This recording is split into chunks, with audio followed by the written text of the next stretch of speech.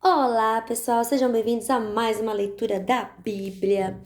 E hoje é dia 6 e nós vamos ler o segundo livro de Samuel, os capítulos 15, 16 e 17. Três capítulos: 15, 16 e 17. Vamos iniciar então com o capítulo 15, a revolta de Absalão. Depois disso, Absalão mandou preparar para si um carro com cavalos e 50 homens para correrem na sua frente. Ele se levantava cedo e ficava no portão da cidade, onde a estrada terminava. Quando uma pessoa chegava ali com algum caso para o rei Davi resolver, Absalão a chamava e perguntava de onde era. E quando a pessoa respondia: Senhor, eu sou de tal tribo de Israel, Absalão dizia: Olhe, a lei está do seu lado, mas não há um representante do rei para ouvir o seu caso. Absalão também dizia: se eu fosse o juiz aqui, então qualquer pessoa me tivesse uma questão ou um pedido poderia me procurar e eu faria justiça. E quando alguém chegava perto de Absalão para se curvar diante dele, ele o segurava, abraçava e beijava. Absalão fazia isso com todos os israelitas que iam pedir ao rei Davi que fizesse justiça, e assim ele conquistava o coração do povo de Israel. 4 anos depois, Absalão disse ao rei Davi: Deixe-me ir à cidade de Hebrom para pagar uma promessa que fiz a Deus, o Senhor. Enquanto estava morando em Jesur, na Síria, eu prometi que se o Senhor me trouxesse de volta a Jerusalém, eu o adoraria em Hebrom. Vá em paz, disse o rei. Aí Absalão foi a Hebrom, mas enviou mensageiros a todas as tribos de Israel para dizerem o seguinte: Quando vocês ouvirem o toque de cornetas, digam: Absalão se tornou rei em Hebrom. 200 homens saíram de Jerusalém com Absalão como convidados. Eles não sabiam nada daquele plano e foram todos com toda a boa fé. Enquanto estava oferecendo sacrifícios, Absalão também mandou chamar Aitofel, da cidade de Gilo. Aitofel era um dos conselheiros de Davi. Assim, a revolta contra o rei ficou mais forte e os seguidores de Absalão aumentaram. Davi foge de Jerusalém. Então veio um mensageiro e contou a Davi que os israelitas haviam passado para o lado de Absalão. Aí Davi disse a todos os seus oficiais que estavam com ele em Jerusalém: Se queremos escapar de Absalão, temos de fugir logo, vamos depressa, senão ele vai nos alcançar aqui. Vai nos vencer e matar todos os que estiverem na cidade. Sim, nós, os seus servidores, estamos prontos para fazer tudo o que o Senhor disser, responderam eles. Aí o rei saiu acompanhado por toda a sua família e pelos seus funcionários. Deixou somente 10 concubinas para cuidarem do palácio. Quando o rei e todo o seu povo estavam saindo da cidade, pararam na última casa.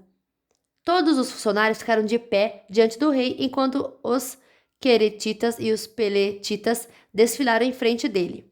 Os 600 soldados que o haviam seguido desde a cidade de Gate também passaram diante dele. Então Davi disse a Itai, o líder deles: Por que você está indo com a gente? Volte e fique com o novo rei. Você é um estrangeiro, um refugiado que está longe da sua pátria. Você só viveu aqui comigo pouco tempo, então por que eu faria você seguir comigo? Eu não sei para onde vou. Volte e leve seus companheiros, e que o amor e a fidelidade do Senhor estejam com você. Porém, Itai respondeu: Ó rei, eu juro em nome do Senhor, o Deus vivo, que irei sempre com o Senhor aonde quer que for, ainda que eu morra por causa disso. Muito bem, respondeu Davi. Então passe adiante. Itai foi em frente com todos seus homens e os seus dependentes. Enquanto os seguidores de Davi saíam, o povo chorava alto. O rei atravessou o riacho de Cedron e todos seus homens também, e foram na direção do deserto. Zadok, o sacerdote, estava com eles, e também os levitas, carregando a arca sagrada da aliança. Os levitas colocaram a arca no chão até que todo o povo acabou de sair da cidade. Abiatar também estava ali. Então o rei disse a Zadok: Leve a arca da aliança de volta para a cidade. Se o Senhor está satisfeito comigo, um dia ele me deixará voltar para ver a arca e a casa onde ela fica. Mas se ele não está satisfeito, que faça comigo o que quiser. E Davi continuou a falar com Zadok: Olhe, leve seu filho Aimaas e também Jonatas, filho de Abiatar, e volte em paz para a cidade. Enquanto isso, eu vou ficar esperando nos caminhos do deserto, até receber notícias de vocês. Então Zadok e Abiatar levaram a arca de volta para Jerusalém e ficaram lá. Davi subiu o monte das oliveiras chorando. Ele estava descalço e havia coberto a cabeça em sinal de tristeza. Todos os que seguiam cobriram a cabeça também choravam. Quando contaram a Davi que Aitofel havia passado para o lado de Absalão, ele disse: Ó Senhor Deus, faze com que os conselhos de Aitofel atrapalhem os planos de Absalão. Quando Davi chegou ao alto do monte, onde havia um lugar de adoração, o seu fiel amigo Uzai, da família dos Arquitas, foi encontrar-se com eles ali. Uzai estava com as roupas rasgadas e tinha posto terra na cabeça em sinal de tristeza. Davi lhe disse: Não venha comigo, por isso não me ajudará. Mas você poderá me ajudar fazendo com que os conselhos de Aitofel fiquem sem efeito. Quando voltar à cidade, diga a Absalão: Ó rei, eu agora vou servir o Senhor como serviu o seu pai. Os sacerdotes, Zadok e Abiatar, vão estar lá e você contará a eles tudo o que ouvir no palácio do rei. Os filhos deles, Aimás e Jonatas, vão estar lá também, e você poderá me mandar por eles todas as informações que eu conseguir. Então Uzai, o conselheiro particular de Davi, foi e chegou à cidade justamente quando Absalão estava chegando lá. Capítulo 16. Davi e Ziba.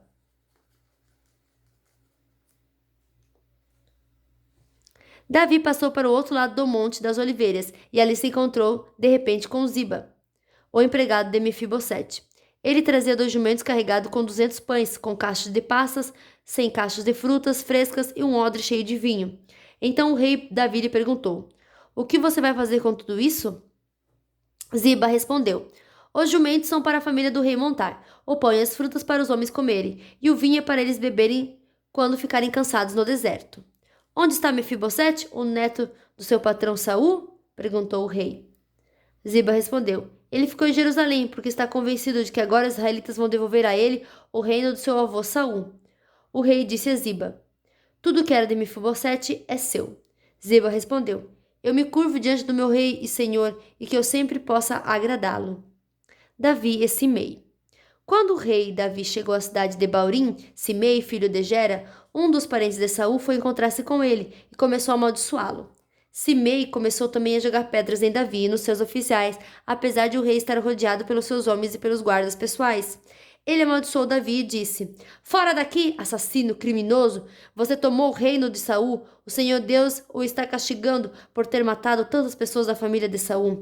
Agora Deus entregou o reino ao seu filho Absalão e você está arruinado, seu assassino. Então Absai, cuja mãe era Zeruia, disse ao rei: Por que o Senhor permite que esse cachorro morto o amaldiçoe? Deixa que eu vá lá e corte a cabeça dele. Vocês, filhos de Zeruia, não tem nada a ver com isso, respondeu o rei e Abissai e seu irmão Joabe. Se foi o Senhor Deus quem mandou que este homem me amaldiçoasse, quem tem o direito de perguntar por que é que ele está fazendo isso?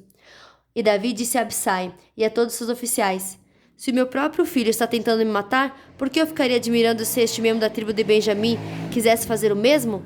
Deixe esse homem em paz. Deixe que ele amaldiçoe, porque foi o Senhor quem mandou fazer isso. Pode ser que o Senhor olhe para a minha aflição e me dê algumas bênçãos em lugar dessas maldições. Então Davi e seus homens continuaram seu caminho, Simei também ao lado, caminhando pelo monte, amaldiçoando e jogando pedras e terra em Davi. O rei e todos seus homens chegaram muito cansados ao rio Jordão e desceram ali. Absalão em Jerusalém. Absalão e todos os israelitas entraram em Jerusalém, e Aitofel estava com eles. Quando Uzai, o conselheiro particular de Davi, encontrou Absalão, gritou: Viva o rei! Viva o rei! E Absalão perguntou: Onde está a sua felicidade? Onde está a sua fidelidade ao seu amigo? Por que você não foi com ele? Uzai respondeu: Como é que eu poderia fazer isso? Eu sou a favor daquele que foi escolhido por Deus, o Senhor. Por este povo e por todos os israelitas, eu ficarei com o Senhor. Afinal de contas, a quem eu deveria servir, a não ser o filho do meu chefe? Assim como servi ao seu pai, eu agora o servirei. Aí Absalão disse a Aitofel: Eu quero seu conselho. O que devemos fazer? Aitofel respondeu: Tenha relações com as concubinas do seu pai e aquelas que ele deixou cuidando do palácio. Assim todos em Israel ficarão sabendo que você se tornou inimigo de seu pai, e os seus seguidores ficarão bem animados. Então, armaram uma barraca para Absalão no terraço do palácio, e ali na frente de todos ele teve relações com as concubinas do seu pai. Naquela época, os conselhos que Aitofel dava eram seguidos como se fosse a própria palavra de Deus. Tanto Davi como Absalão os seguiam. Capítulo 17. Uzai atrapalha o conselho de Aitofel.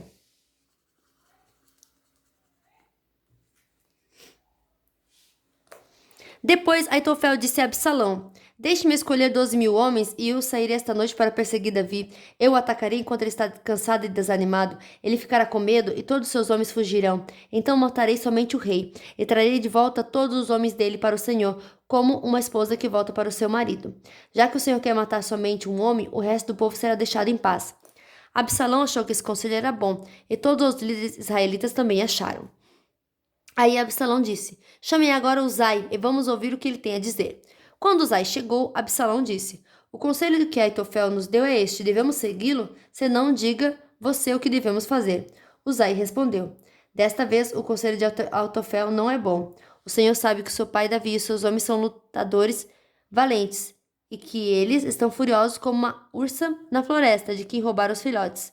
O seu pai é um soldado experiente e durante a noite ele não fica com os seus soldados. Agora mesmo ele deve estar escondido numa caverna ou em algum outro lugar. Logo que Davi atacar os seus soldados, todos os que ouvirem falar a respeito disso dirão que os soldados de Absalão foram derrotados. Então, até os soldados mais corajosos, mesmo aqueles que são ferozes como leões, ficarão com medo, pois todos em Israel sabem que o seu pai é um grande soldado e que os homens que estão com ele são lutadores valentes. O meu conselho é que o Senhor reúna de uma ponta a outra do país todos os israelitas, tantos quantos são os grãos da areia da praia do mar, e que o Senhor mesmo os guie na batalha. Onde quer que Davi estiver, nós o encontraremos, antes mesmo que ele saiba o que está acontecendo.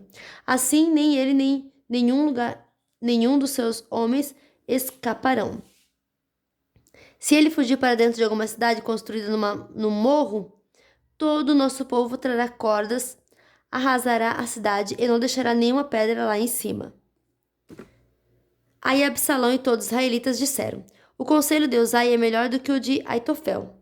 O Senhor Deus havia resolvido que os bons conselhos de Aitofel não seriam seguidos para que assim o castigo do Senhor caísse sobre Absalão. Davi é avisado e foge. Então Uzai contou aos sacerdotes Zadok e Abiatar o conselho que tinha dado a Absalão e aos líderes israelitas, e também o conselho que Aitofel tinha dado, e disse: Agora mandem depressa uma mensagem a Davi dizendo a ele que não passe a noite nos caminhos do deserto, que Davi atravesse o rio Jordão imediatamente para que ele e seus homens não sejam todos destruídos. Jonatas e Aimás estavam esperando perto da fonte de Rogel, porque não queriam se arriscar a serem vistos entrando na cidade.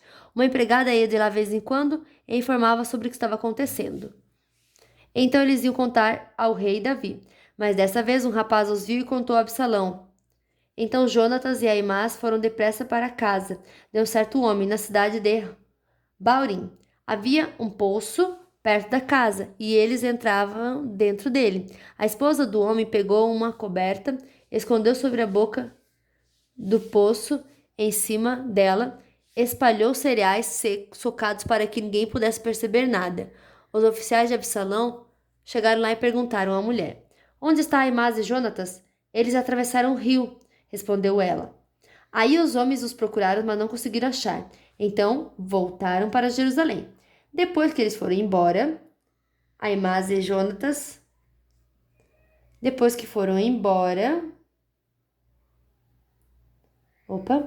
Aimás e Jonatas saíram do poço e foram avisar o rei Davi. Contaram o que Aitofel tinha planejado contra ele e disseram: Atravesse o rio depressa.